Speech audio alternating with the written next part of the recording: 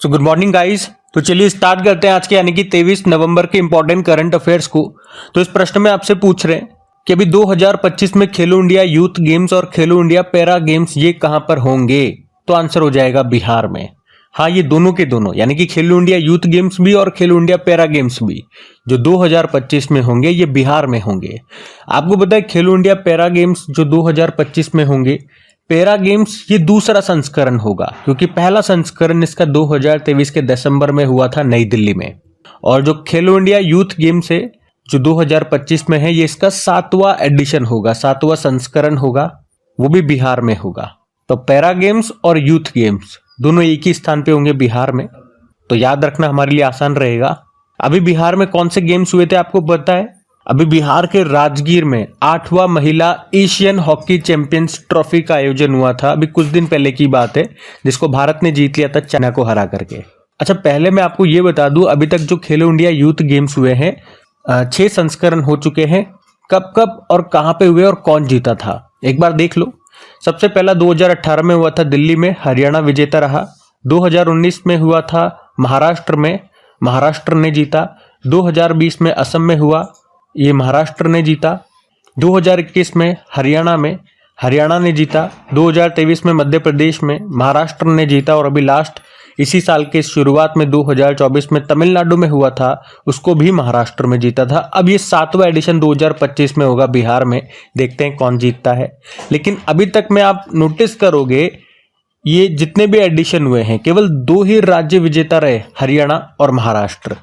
है ना कमाल की बात। अच्छा, मैं आपको खेलो इंडिया से और कौन कौन से गेम्स हुए एक बार लेटेस्ट वो भी आपको रिवाइज करवा देता हूं। तो अभी हमने बात किया जो खेलो इंडिया पैरा गेम्स का भी पहला संस्करण हुआ था 2023 दिसंबर में हुआ था ये नई दिल्ली में, जिसका शुभंकर उज्ज्वला था, हरियाणा टॉप पे रहा था उसमें। खेलो इंडिया यूथ गेम्स का 6ठा संस्करण इस साल के शुरुआत में तमिलनाडु में हुआ था, जिसका शुभंकर मैस्कोट वीर मंगाई था और उसमें टॉप पे महाराष्ट्र था। खेलो इंडिया विंटर गेम्स का 4था संस्करण इसी साल हुआ था लद्दाख जम्मू कश्मीर में, शीन ए शी या शान उसका शुभंकर था और उसमें टॉप पे आर्मी रहा था। खेलो इंडिया यूनिवर्सिटी गेम्स का जो 4था संस्करण हुआ असम में, जिसका शुभंकर अष्टलक्ष्मी था, उसमें टॉप पे चंडीगढ़ यूनिवर्सिटी था। तो ये सारे याद रखना। और अभी खेलो इंडिया अस्मिता योगासन लीग पूर्वी क्षेत्र का आयोजन ये पटना बिहार में हुआ था। तो अच्छा प्रश्न है ये, याद रखना। अगला प्रश्न देखते हैं।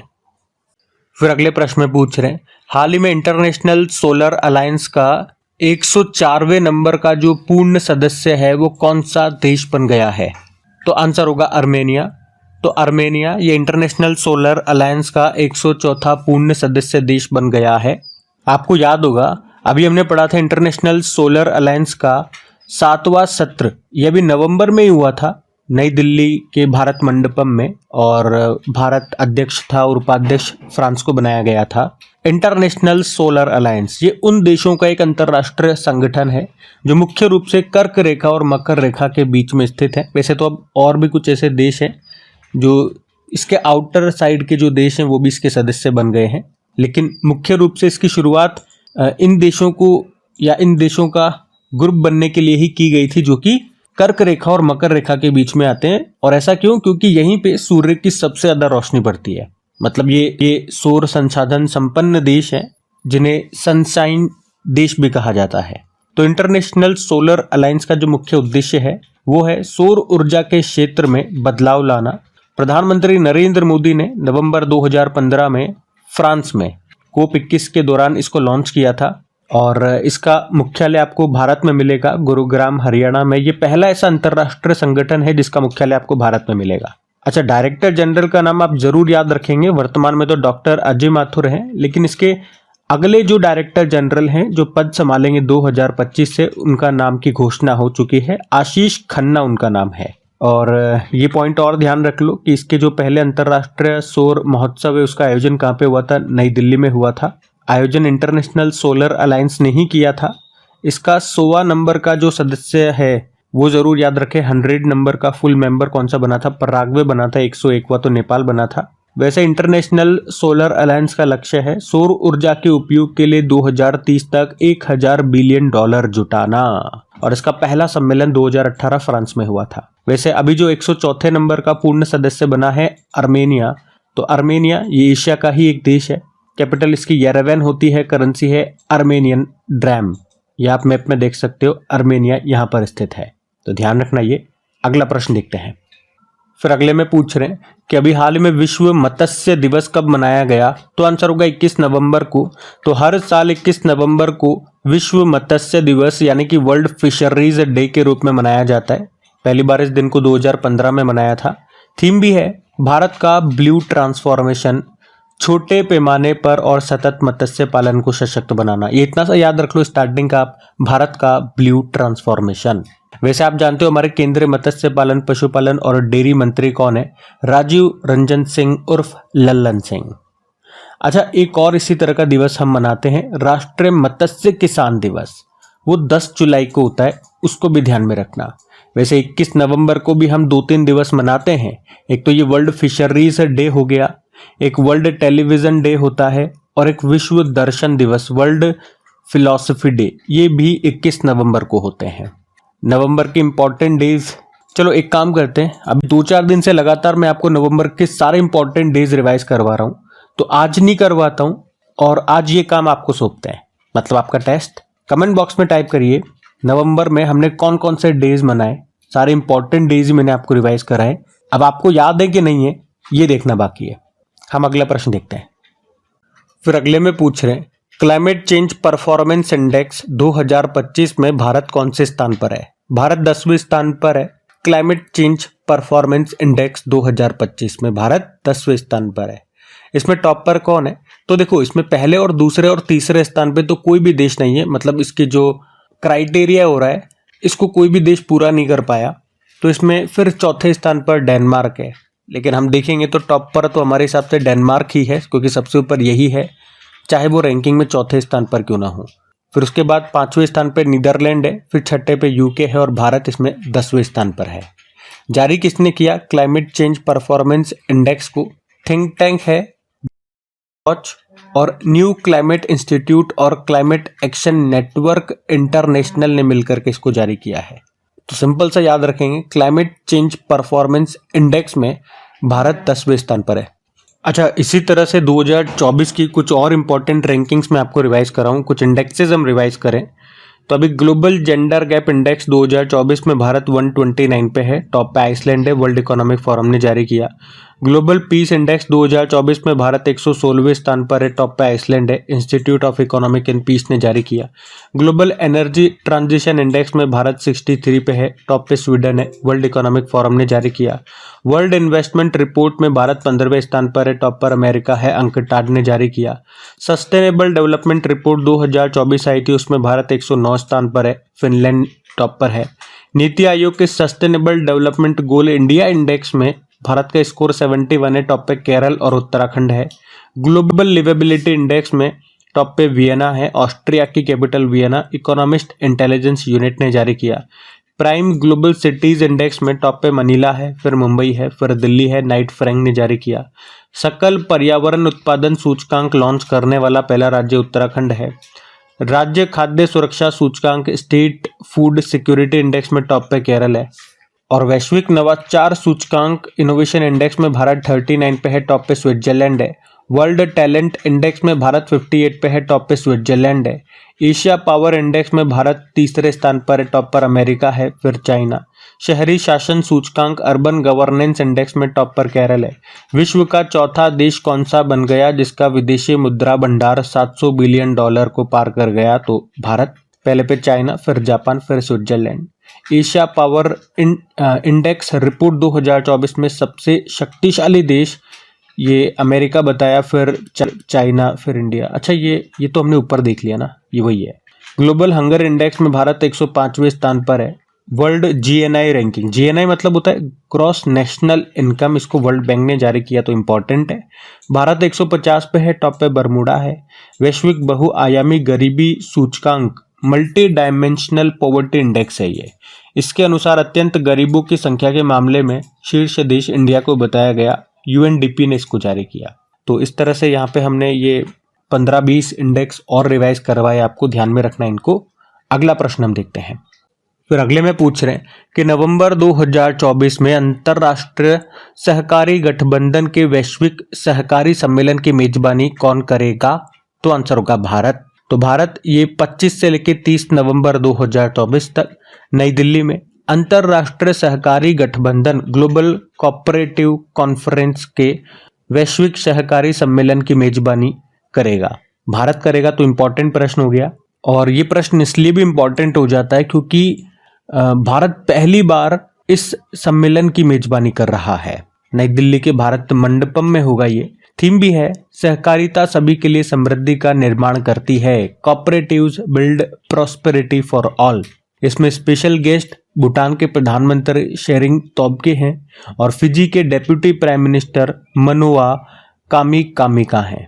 और यहीं पे प्रधानमंत्री नरेंद्र मोदी संयुक्त राष्ट्र अंतर्राष्ट्रीय सहकारिता वर्ष 2025 का भी शुभारंभ करेंगे। अच्छा, अगर बात करते हैं इंटरनेशनल कोऑपरेटिव अलायंस की अंतर्राष्ट्रीय सहकारी गठबंधन की, तो इसकी स्थापना 1895 में हुई थी। उद्देश्य है सहकारी मॉडल को बढ़ावा देना और इसका मुख्यालय जेनेवा स्विट्जरलैंड में है। अब भारत इसको होस्ट कर रहा है, तो भारत से और क्या क्या प्रश्न बन सकते हैं ये तो मैंने आपको कल ही रिवाइज करवाए थे। आज एक काम करते हैं, सम्मेलन को जो समिट्स हैं उनको रिवाइज करते हैं। 2024 के कुछ महत्वपूर्ण सम्मेलन आपको रिवाइज करवाऊंगा। जैसे कि देखो, पहला संयुक्त कमांडर सम्मेलन अभी हुआ लखनऊ में।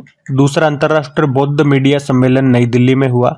दूसरा ग्लोबल फूड रेगुलेटर्स समिट नई दिल्ली में हुआ, जिसका उद्घाटन हमारे जो हेल्थ मिनिस्टर हैं जेपी नड्डा ने किया था, ऑर्गेनाइज किया फसाई ने। और वर्ल्ड ग्रीन इकोनॉमी फोरम 2024 का आयोजन दुबई में हुआ। और समिट ऑफ फ्यूचर, इसका आयोजन न्यूयॉर्क में हुआ। और तीसरा वर्ल्ड फूड इंडिया 2024 समिट, ये भारत का सबसे बड़ा फूड समिट है जो कि नई दिल्ली में हुआ। इसमें भागीदार देश पार्टनर कंट्री जापान है, फोकस कंट्री वियतनाम और ईरान रहा। चौथा अखिल भारतीय राजभाषा सम्मेलन नई दिल्ली में हुआ। पहला आरोहा 2024 अंतर्राष्ट्रीय सम्मेलन हुआ नई दिल्ली में, जिसका उद्देश्य था आयुर्वेद को बढ़ावा देना। इंडिया मोबाइल कांग्रेस 2024 का आयोजन हुआ नई दिल्ली में। ये एशिया का सबसे बड़ा डिजिटल टेक्नोलॉजी इवेंट है। औषधि विनियामक प्राधिकरणों का अंतर्राष्ट्रीय सम्मेलन international conference of drug regulatory authorities का आयोजन भारत में हुआ नई दिल्ली में। पहली बार भारत ने इसको होस्ट किया था। तो इस तरह से ये 2024 के 10 इंपॉर्टेंट समिट्स हैं, इनको भी ध्यान में रखना। अगला प्रश्न देखते हैं।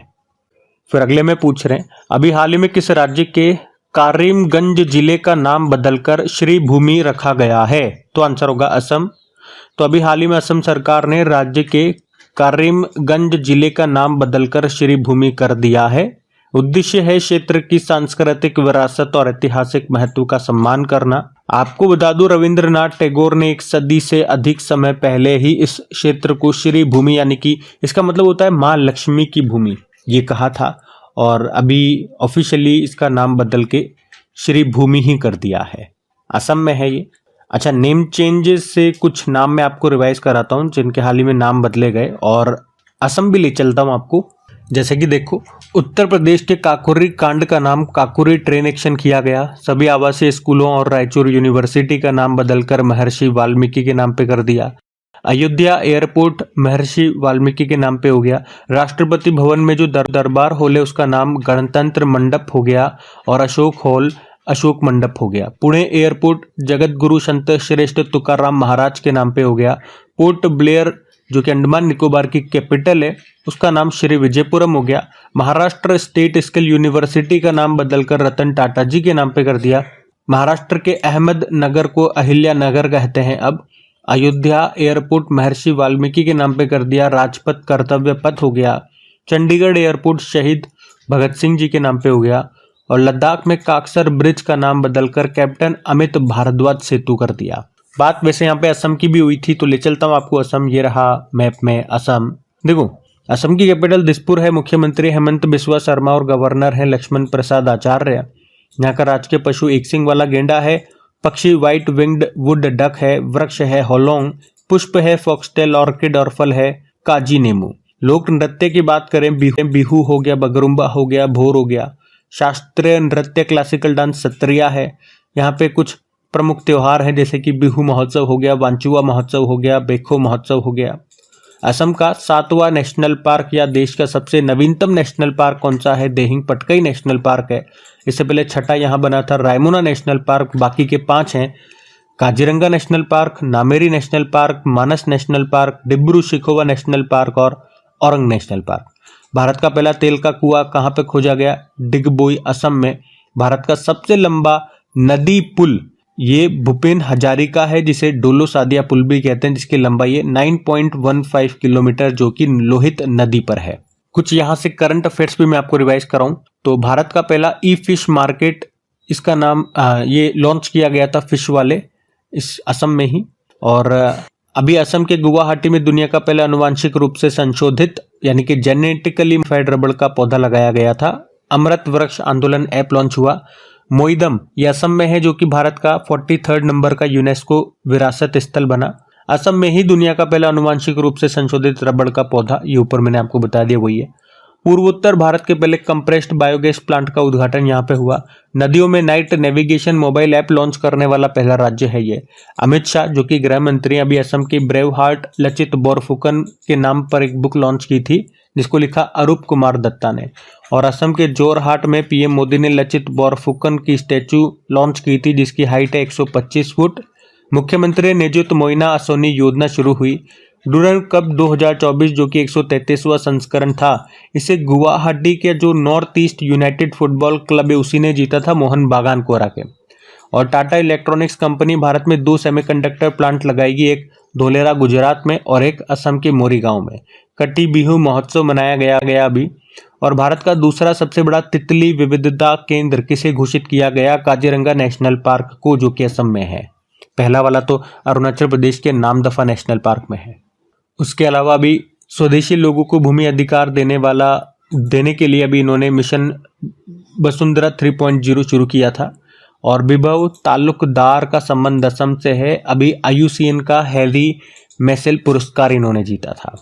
तो असम से सारे इंपॉर्टेंट पॉइंट्स मैंने आपको एक बार यहाँ पे फिर से रिवाइज करवा दिए, तो ध्यान रखिएगा।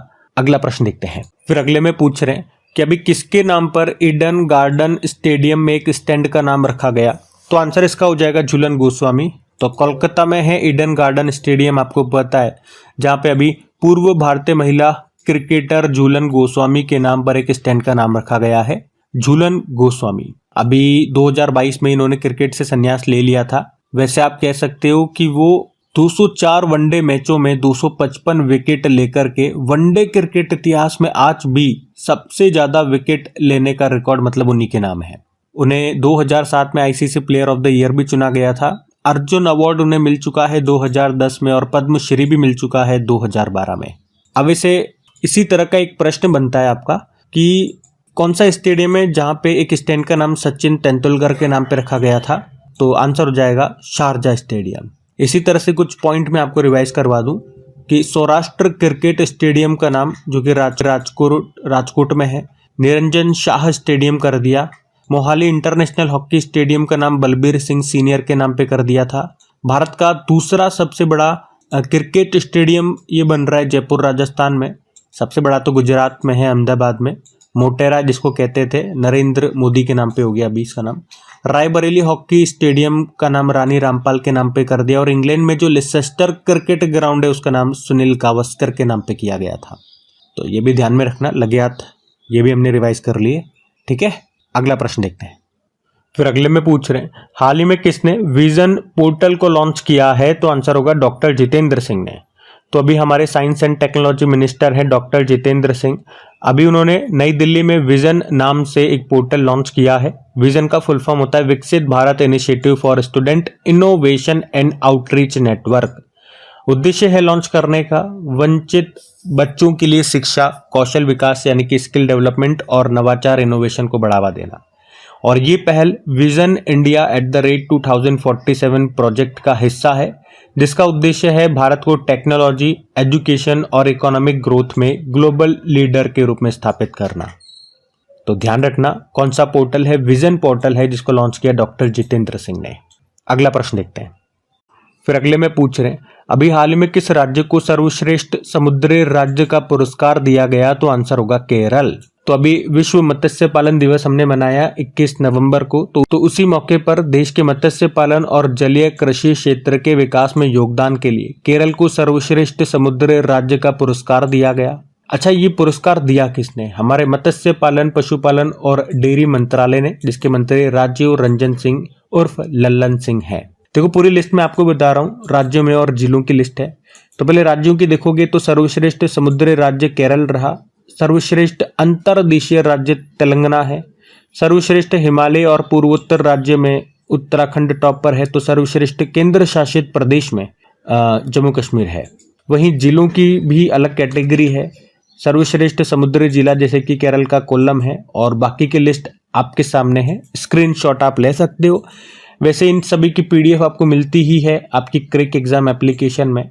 और पीडीएफ की बात चल रही है तो ये भी बता दूं, इनकी क्विज भी अपलोड होती है, मतलब क्विज मिल जाती है जिसमें सारा टेस्ट होता है। आप अच्छे से प्रैक्टिस करो, टेस्ट लगाते रहो ताकि ये चीज़ें एग्जाम टाइम तक आपको याद रहे।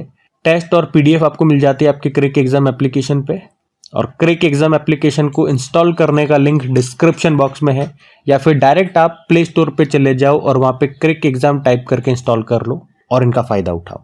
बाकी ये 2-3 पॉइंट और याद रख लो, जैसे कि मछली उत्पादन में भारत दुनिया में तीसरा सबसे बड़ा देश है और चाइना के बाद दूसरा सबसे बड़ा जलीय कृषि उत्पादक देश है। वैसे झींगे का सबसे बड़ा उत्पादक देश भारत ही है। और बजट 2024-25 में मत्स्य विभाग को कितना बजट आवंटित हुआ था? तो 2616.44 करोड़ रुपीस। तो ध्यान रखना ये सारी बातें। अगला प्रश्न देखते हैं। तो अगले में क्या पूछ रहे हैं? अभी हाल ही में किस देश ने भारतीय सेना प्रमुख जनरल उपेंद्र द्विवेदी हैं, इनको जनरल की मानद रैंक प्रदान की है? तो आंसर हो जाएगा इसका नेपाल। हमारे जो आर्मी चीफ हैं उपेंद्र द्विवेदी, उनको अभी नेपाली सेना के जनरल के मानद पद से अभी सम्मानित किया गया है। वैसे मैं आपको बता दूं कि भारत और नेपाल में एक दूसरे के देश के सेना प्रमुखों को इस पद से सम्मानित करने की लंबी परंपरा चली आ रही है। हम उनके को करते हैं, वो हमारे को करते हैं। और आप जानते हो हमारे ये 30वें नंबर के आर्मी चीफ हैं उपेंद्र द्विवेदी, इसी साल नए बने थे। और अगर पूछो नेपाल के सेनाध्यक्ष का नाम क्या है? जनरल अशोक राज सिगदेल है। अच्छा, हमारे आर्मी चीफ तो उपेंद्र द्विवेदी हो गए। नेवल चीफ कौन है? आर्मी चीफ कौन है? क्योंकि ये तीनों इसी साल नए बने थे तो याद रखने तीनों के नाम। नेवल चीफ दिनेश कुमार त्रिपाठी, तो आर्मी चीफ है अमरप्रीत सिंह, और दूसरे नंबर के सीडीएस भी याद रखना जनरल अनिल चौहान है। अब बात नेपाल की है, एक बार नेपाल भी ले चलता हूं मैं आपको। ये रहा मैप में नेपाल। देखो नेपाल की कैपिटल काठमांडू हो गई, करेंसी है नेपाली रुपया, प्रेसिडेंट है रामचंद्र पौडेल और प्रधानमंत्री है केपी शर्मा ओली। भारत के 5 राज्य नेपाल से सीमा बनाते हैं, उत्तराखंड, उत्तर प्रदेश, बिहार, पश्चिम बंगाल और सिक्किम। तो आज नेपाल के बारे में इतना ही देखते हैं और आज का सेशन समाप्त करते हैं। कमेंट करके जरूर बताइएगा सेशन आपको कैसा लगा। पीडीएफ और क्विज के बारे में मैंने आपको बता दिया। सेशन अच्छा लगा तो प्लीज वीडियो को लाइक जरूर कर देना, दोस्तों के साथ में स्टडी ग्रुप में एक बार शेयर कर दीजिएगा। चलो अभी कल के करंट अफेयर्स का मैं आपको क्विक रिवीजन करा दूं, फिर हम सेशन एंड करते हैं। तो पहला प्रश्न पूछा था, मणिपुर हाईकोर्ट के नए चीफ जस्टिस कौन बने? डी कृष्ण कुमार। और 31वीं एशिया प्रशांत आर्थिक सहयोग एपेक आर्थिक नेताओं की बैठक कहाँ पे आयोजित हुई? पेरू में। किसे यूनाइटेड नेशन का ग्लोबल ब्रांड एम्बेसडर, या यूं कहूं कि UNFCCC United nation framework convention on climate change का ब्रांड एम्बेसडर बनाया गया? शुभ को, जो कि एक पंजाबी रैपर है, कनाडा में रहते हैं। प्रसार भारती ने किस नाम से अपना OTT प्लेटफॉर्म लॉन्च किया? तो वेव्स। किस देश को वेल्स के साथ हॉर्नबिल फेस्टिवल 2024 के लिए भागीदार देश घोषित किया गया? तो जापान को। और मिस चार्म इंडिया 2024 का खिताब जीता शिवांगी देसाई ने। नवंबर में भारत की किस महारत्न कंपनी को लंदन में ग्रीन वर्ल्ड एनवायरनमेंट अवार्ड 2024 से सम्मानित किया गया? कोल इंडिया लिमिटेड। और विश्व बाल दिवस मनाया 20 नवंबर को। दक्षिण एशिया का सबसे बड़ा समुद्री शिखर सम्मेलन सागर मंथन द ग्रेट ओशन डायलॉग 2024 का आयोजन कहाँ पे हुआ? भारत। और आखिरी प्रश्न था, विश्व विरासत सप्ताह 2024 कब मनाया? 19 से लेके 25 नवंबर तक। कल का होमवर्क प्रश्न भी देखते हैं। तो कल आपसे पूछा था, माताओं के सम्मान में माता तीर्थ ओंसी उत्सव ये कहाँ पे आयोजित किया जाता है? तो आंसर हो जाएगा नेपाल। आप सभी ने प्रश्न का बिल्कुल सही उत्तर दिया। अब ये रहा आज का आपका होमवर्क प्रश्न।